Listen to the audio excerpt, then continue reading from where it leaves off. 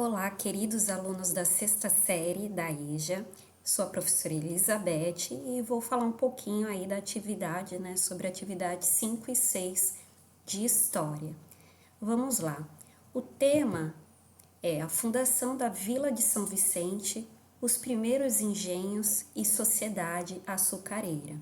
Bom, essa atividade, ela vai retratar os primórdios da história do Brasil colonial, ou seja, a vinda, a chegada e permanência dos portugueses em nosso território. A princípio, o que chamamos até de pré-colonização, que é com a chegada de Pedro Álvares Cabral em 1500, com a sua esquadra aqui no Brasil, que historiadores divergem sobre se foi ao acaso ou não, a gente não tem como afirmar nenhuma das hipóteses. Na verdade, são duas, que eles já tinham conhecimento do nosso território, o que faz muito sentido, eles já tinham conhecimento, os espanhóis já vinham chegado aqui no território da América, então é bem provável que eles já tinham conhecimento e tenham vindo sim aqui já para estabelecer aqui no território brasileiro, Então essa hipótese é mais considerada. E não há como tem ainda nos livros de história que conta que foi o acaso, a ventania que trouxe as esquadras, com Pedro Álvares Cabral, aqui para o Brasil, chegando em Porto Seguro em abril de 1500, Bom, mas de qualquer forma, a princípio, eles não tiveram muito interesse em nosso território. Isso por quê? Porque eles não encontraram aqui nem ouro, nem prata, Eles não encontraram minérios, que eles gostariam de encontrar a princípio, como os espanhóis encontraram na América Espanhola, De cara eles já encontraram muito ouro e prata que eram utilizados por algumas civilizações indígenas, que tinham aqui na América, como os astecas, que viviam ali onde hoje é o México, os incas, onde hoje seria o Peru, o Chile, Colômbia, um vasto território aí, que foi uma grande civilização, ou mesmo dos maias, que já com a chegada, que foi uma civilização que não entrou em decadência com a chegada dos espanhóis, eles entraram em decadência anteriormente, antes da chegada dos espanhóis. Mas essas civilizações já inclusive utilizavam muito ouro e prata. E aqui no nosso território foi diferente. Eles não se depararam com esse ouro, com prata, e isso os decepcionou um pouco, Mas é claro que eles queriam, como eles estavam lucrando com o comércio das especiarias, nas Índias, que vocês até estudaram isso na atividade 1 e 2, aí por conta disso também eles não tiveram muito interesse. Mas mesmo assim, eles começaram sua primeira atividade econômica, a extração do pau-brasil, e que era muito utilizada essa madeira, para extrair uma coloração vermelha que era usada para tingir tecidos, Então, aqui no primeiro e no segundo parágrafo do texto fala disso, Que aqui, ó, ele já tinha começado o extrativismo, Então, eles já tinham começado algumas atividades econômicas aqui no nosso território, Isso já desde do início que eles chegaram aqui.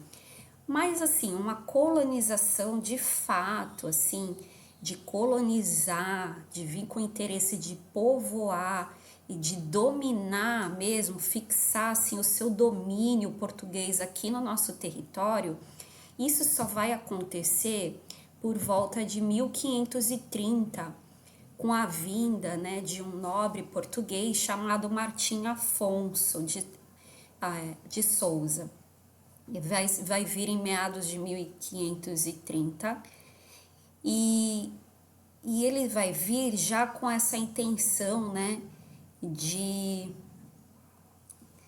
de colonizar aqui o nosso território. Ele vai trazer com ele colonos, né? Então, muitos portugueses que vão vir para morar definitivamente aqui no nosso território, degredados aqui que fala no início do texto, né? Que é bem interessante. O que seriam os degredados? Os degredados eram aqueles que eram expulsos de Portugal, né? Que eram condenados, né? Por algum motivo.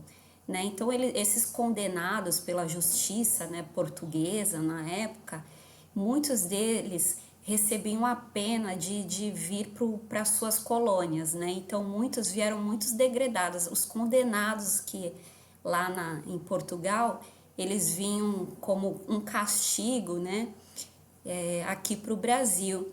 E com isso vieram também, nessa época, muitos judeus, né, que eram chamados de cristãos novos, sobretudo para o Nordeste, né? Então vieram muitos judeus que eram perseguidos, né, em Portugal, que eram condenados por conta da sua religião, é isso mesmo, por conta da religião, eles também vinham como degredados aqui para o Brasil, né? Então muitos se estabeleceram aí, sobretudo no Nordeste. Bom, então o texto vai falar um pouquinho disso, da vinda desses colonos para o Brasil, desse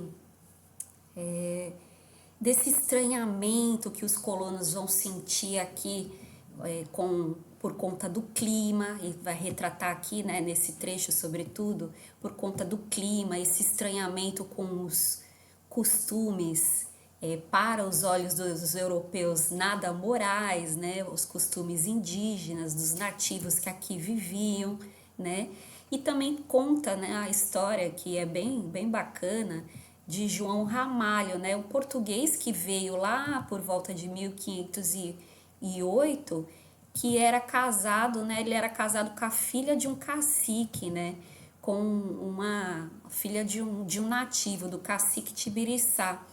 E é ele que também colaborou muito, né, como os índios guaianás, que vão colaborar muito com esses portugueses, que aqui eles nada conheciam, né? Então seria muito difícil para eles se não tivesse a ajuda dos grupos indígenas, né? Nesse caso dos guaianás, e também eles tiveram muita ajuda dos tupiniquins, embora não teve ajuda de outros não, e outros eles entravam em guerra, né? Como os tupinambás, por exemplo. Mas com outros grupos eles conseguiram fazer uma certa amizade, né?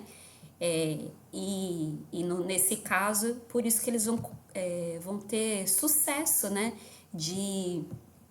Na formação dessa vila de São Vicente aqui no nosso território, né? Bom, um filme que tem vários filmes que retratam esse período, que seria bem legal, inclusive aqui tem um que aqui no texto fala A Muralha, que foi uma série da Globo, né, que retrata bem essa chegada dos portugueses no Brasil. E também tem, como eu disse, vários filmes que falam aí, contam um pouquinho aí dessa história, né? Lembrando que um filme é sempre uma representação, ela não aconteceu daquele jeito, daquele fato, daquela forma, mas é sempre, nesse caso aqui, é verossímil, ou seja, tem certas realidades ela com a história, ela condiz um pouco como foi essa história mesmo, né? Então ela é verossímil, ela é baseada na realidade. Um filme que eu recomendo para vocês assistirem, né? Se vocês quiserem, é o filme Desmundo. É um filme super bacana, né? Embora seja um pouco dramático, né? Porque conta a vinda de várias meninas órfãs que vieram de Portugal para casar com os colonos aqui. Então imagina, né, casar com um monte de brutamonte aqui que estavam aqui, deveria ser horrível. E isso é baseado em fatos reais mesmo, né? Esse filme. Não a personagem em si, mas o contexto é baseado em fatos reais. Ah, como era gostoso o meu francês. É interessante esse também, porque fala um pouco da antropofagia dos indígenas, de grupos indígenas, o Tupinambás era eles, onde eles faziam canibalismo, mas em rituais, não comiam gente por comer, era só em momentos de rituais. E o filme Hans Staden, que conta a história também, é baseado em fatos reais, que foi um prisioneiro dos Tupinambás, que eram os inimigos dos Tupiniquins. Bom, aí dito isso, aí a gente vai agora para as atividades. Aí tem a questão 1, relacione a charge com o processo de colonização do Brasil. Aí vem aqui, bom, adeus ao sonho da casa própria, né? Aí o nativo, né, vendo as esquadras chegando, né? E fala assim, putz, a gente agora não vai ter mais casa própria mesmo. Então, nesse trecho, ele quer dizer um pouco que, que eles percebem, né, que vão ter problemas com as suas moradias, com suas terras, que vão ser dominadas, conquistadas, né, pelos europeus. Então, é bem isso, né? Então, trata disso, né? Puxa, agora que a gente não vai ter mesmo nossa terra, porque vão ser dominadas por quem? Pelos europeus, né? Conquistadas por eles. Então é nesse sentido aí a questão, tá, pessoal? Mas aí vocês respondam aí com as suas palavras, né? Quer dizer que eles iam ser dominados pelos europeus, né? Nesse caso, no nosso caso, pelos portugueses. Aí vem a questão 2, leia o poema e comente o significado relacionando com a colonização do Brasil. Aí o nome do poema é Erro de Português, de Oswald de Andrade, e aí ele fala, né, no poema dele: quando o português chegou, debaixo de uma baita chuva, vestiu o índio. Que pena, fosse uma manhã de sol, o índio tinha despido o português.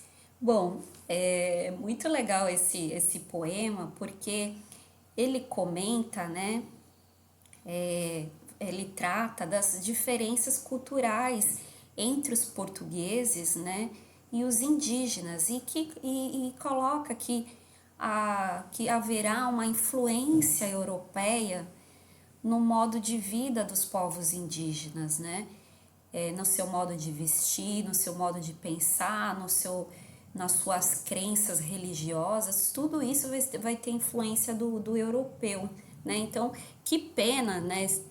Aqui ele vai dizer que não foi o indígena que influenciou o homem branco, o homem português, o europeu, né? Porque talvez a gente teria um meio ambiente, a gente respeitaria o meio ambiente, teria uma vida mais sustentável, que não aconteceu e que até hoje não acontece, né? A gente está vendo aí as queimadas, essa falta de respeito com o meio ambiente, né? Enfim, então, que pena que não foram os índios, né, que influenciaram, e sim os europeus que nesse caso eles que impuseram, né? Impuseram, porque não foi algo assim, olha, vocês querem fazer isso? Não, vocês vão ter que fazer isso. Então foi algo que ele foi imposto, né? Que foi obrigado, eles foram violentados, né? Então é um pouco disso que trata um pouco a questão 2, né? Bom, aqui no finalzinho tem dicas, né? Fala que tem um link para a história de São Vicente, se vocês puderem, entrem, né, para dar uma lida no texto. É um texto curtinho que fala da história de São Vicente, que está aí relacionada com a história da colonização. Então, os primórdios da colonização, essa colonização, ela vai começar aqui na nossa região, né, na cidade de São Vicente, não só aqui, também em outros territórios, no Nordeste também. Então aí sim que a gente vai chamar de capitanias hereditárias. O Brasil vai ser dividido em vários, em grandes extensões de terras que vão ser dadas a nobres europeus, né, para administrarem. Enfim, então vai falar um pouquinho desses primórdios. A plantação de cana-de-açúcar, os engenhos que vão ser construídos aqui, inclusive tem um engenho aqui em São Vicente, que vocês, se puderem, né, conheçam, né, que é bem interessante. O Engenho dos Erasmos é o nome, fica no bairro São Jorge, né, fica acho que entre São Vicente e Santos, assim, é bem interessante para vocês conhecerem pós-pandemia.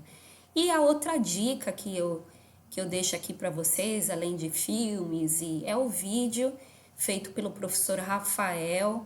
Ele tem um canal no YouTube chamado Caçadores de Horizontes e ele tem lá um videozinho sobre Em Águas de Martim Afonso. Então ele conta um pouquinho dessa história e é muito bacana esse vídeo. Eu super recomendo vocês assistirem, tá bom?